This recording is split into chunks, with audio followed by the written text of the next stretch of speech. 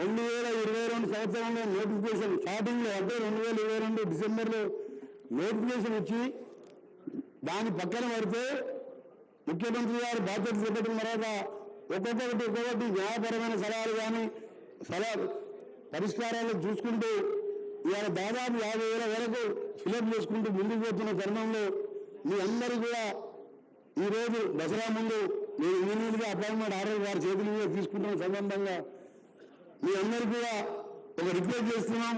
ఈ ప్రభుత్వం చెప్పిన విధంగా ఖాళీలను భర్తీ చేస్తూ ఇంకా ఎన్ని ఖాళీలను అన్ని భర్తీ చేసుకుంటూ జాబ్ క్యాలెండర్ కూడా ముఖ్యమంత్రి గారు రిలీజ్ చేసి దానికి తోడు మిగతా 20-30 లక్షల మంది యువకులు చదువుకున్న వాళ్ళు ఉన్నారు.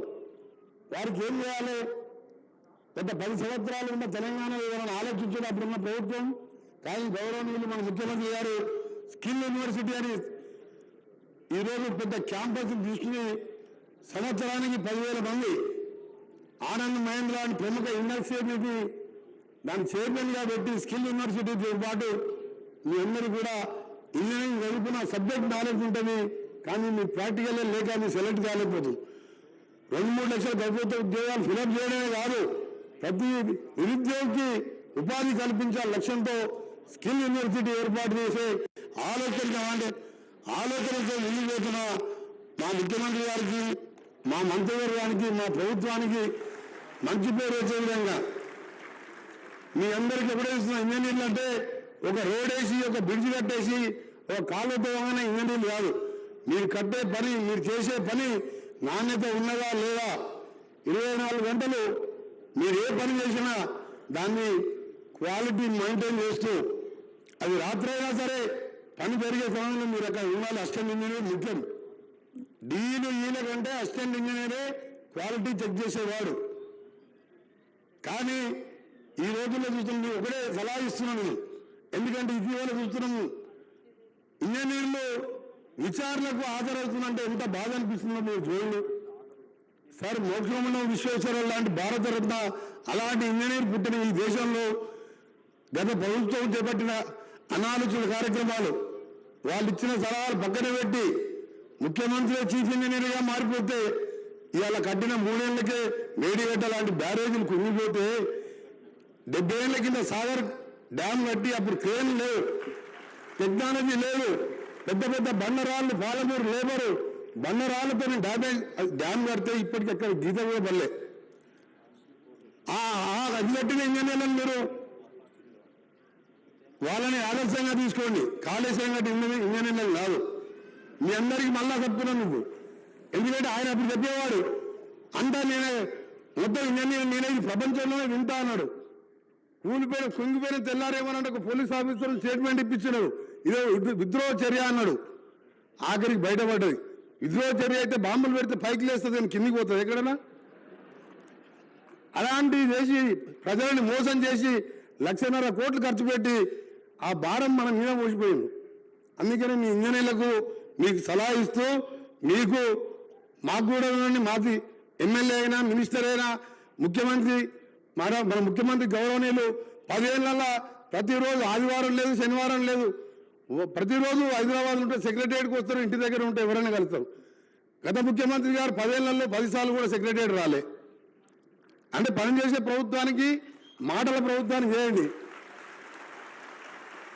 మీది ఉదాహరణ తీసుకోండి. ఇంజనీర్లది 2022 అంటే 3 ఏళ్ళు అయింది మీకు ఎగ్జామ్ కండక్ట్ చేసి. ఇవాళ అపాయింట్మెంట్ ఆర్డర్లు అది కూడా కాంగ్రెస్ ప్రభుత్వం వచ్చింది కాబట్టి ఇంకా లేకపోతే ఇంకా 5 ఏళ్ళు పెండింగ్ ఉంటుండే మీకు. రేపు పొద్దున కేటీఆర్ గారు అంటారు, ఇక కేటీఆర్ గారు ట్విట్టర్లో పెడతాడు, మేము అంతా రెడీ చేసాం ఆర్డర్లు ఇచ్చినట్టాడు. మీకు వచ్చి 10 ఏళ్ళు అయింది. మా ముఖ్యమంత్రి గారు ఏ ఆర్డర్ ఇచ్చినా మీరే చేసినామంటారు.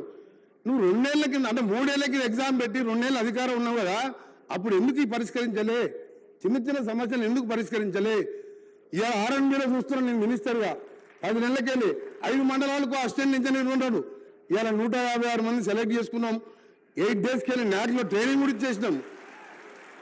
ఇక్కడ ఆర్ఎండ్బీ వాళ్ళు ఉన్నారా మన ఇంజనీర్లు?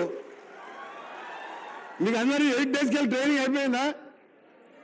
ఓరియంటేషన్ క్లాసెస్ తీసుకున్నాం కదా, మీరు కూడా దగ్గర ఉండి మీకు ట్రైనింగ్ ఇప్పించినాం కదా.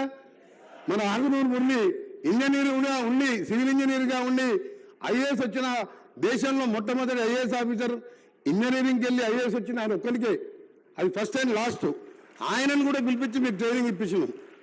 అందుకని మీ అందరూ కూడా మరొకసారి బెస్ట్ ఆఫ్ ద చెప్పకు. మీరు పనిచేసే వాళ్ళకి డ్యూటీ కాదు, మాకు కూడా టైమింగ్స్ ఏం లేవు. మినిస్టర్లకైనా సీఎం గారైనా ఎమ్మెల్యే అయినా అర్ధరాత్రి ఎవరు వచ్చినా మేము లేచి పనిచేస్తాం. మీ ఇంజనీర్స్ కూడా ఎప్పుడెప్పుడు ఒక్కడ వర్క్ నడుస్తున్నా ఆ సైట్ ఇన్స్పెక్షన్ చేస్తూ క్వాలిటీ చెక్ చేస్తూ 1:2, 2:4, 1, 1.5, 3 ఆ రేషియో కూడా మేము చూడాలి. ఎందుకంటే కట్టినప్పుడే కొట్టుకుపోతున్నాయి. ఆ క్వాలిటీ చెక్ చేయనంత వరకు మనం అనగాదు. ఇంజనీర్ అంటే దేశాన్ని నడిపించేది ఇంజనీర్లు.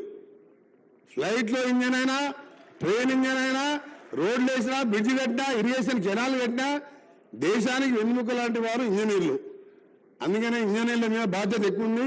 మేము శాంక్షన్ చేయగానే క్వాలిటీతో పనిచేసి 100 సంవత్సరాలైనా చెక్కు చేయకుండా ఉండాలి.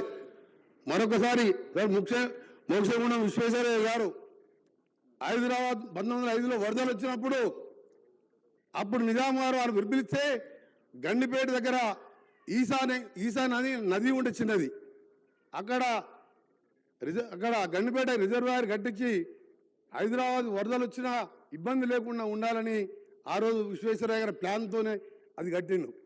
ఆ మూసీ తెలంగాణ నది మూసి వికారాబాద్లో పుట్టి దామర్చర్ల మండలంలో కృష్ణా నదిలో కలిసే ఏకైక తెలంగాణ రివర్, అది ఒరిజినల్ తెలంగాణ రివర్.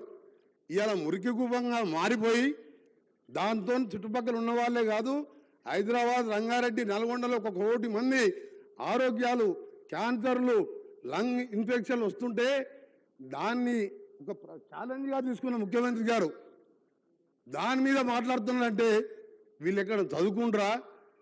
ఆయన గుంటూరుకి వెళ్ళి అమెరికా పోయినట్టుగా నాకు డౌట్ అయిందంటే గుంటూరులోనే చదువుకున్నట్టు, అమెరికా పోనట్టు. నేను అహ్మదాబాద్ రివర్ పోయినసారి ఎంపీగా, స్టాండింగ్ కమిటీ మెంబర్గా గాంధీ ఆశ్రమం తర్వాత సబర్మతి ఇష్టం పక్క నుంచి పోతుంటుంది. మేమందరం ఎంపీలం పోయి ఆ నీళ్ళు తాగినాం.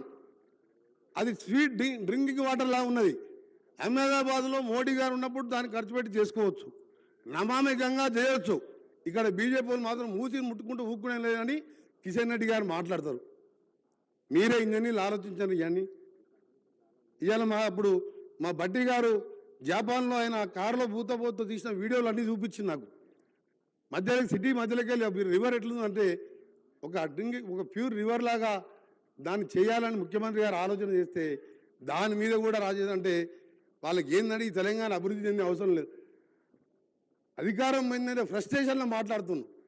అందుకనే నేను వాళ్ళ గురించి పక్కన పెట్టి ఏదేమైనా సరే గౌరవ ముఖ్యమంత్రి గారు, క్యాబినెట్ మినిస్టర్లం, ఎమ్మెల్యేలం మనమందరం మీరందరూ కూడా కలిసి తెలంగాణని ప్రపంచ పటంలో రీజనల్ రింగ్ రోడ్ అనే దాన్ని ఇలా ముఖ్యమంత్రి గారు ఛాలెంజ్గా తీస్తూ ఎప్పుడు రివ్యూ చేపిస్తూ మాతోని దాన్ని ఇవాళ half of the Telangana cover అయ్యే విధంగా ఈరోజు త్వరలోనే టెండర్లు పిలిపించి దాన్ని కూడా ప్రపంచ పటంలో హైదరాబాద్ ఉండే విధంగా చేయడానికి మీ ఇంజనీర్ల పాత్ర కూడా అవసరం. కాబట్టి మీరు కూడా ప్రభుత్వాన్ని సహకరిస్తూ ముందుకు పోవాలని మరొకసారి మీరెవరైనా మాట్లాడినా మీరు ఒక్కటే ప్రశ్నించాలి.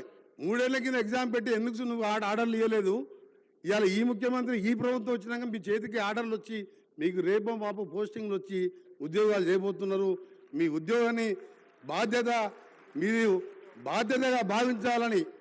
ఉద్యోగం అంటే ఏదో మీ ఖర్చులకు వెళ్ళడానికి కాదు, నీ ఫ్యామిలీ మెయింటైన్ చేయడానికి కాదు, ఈ దేశాన్ని, దేశ భవిష్యత్తుని ప్రపంచంలో మన తెలంగాణ అంటే రోల్ మోడల్గా ఉండే విధంగా పనిచేయాలని తెలియజేసుకుంటూ సెలవు తీసుకుంటున్నాను. జై హింద్.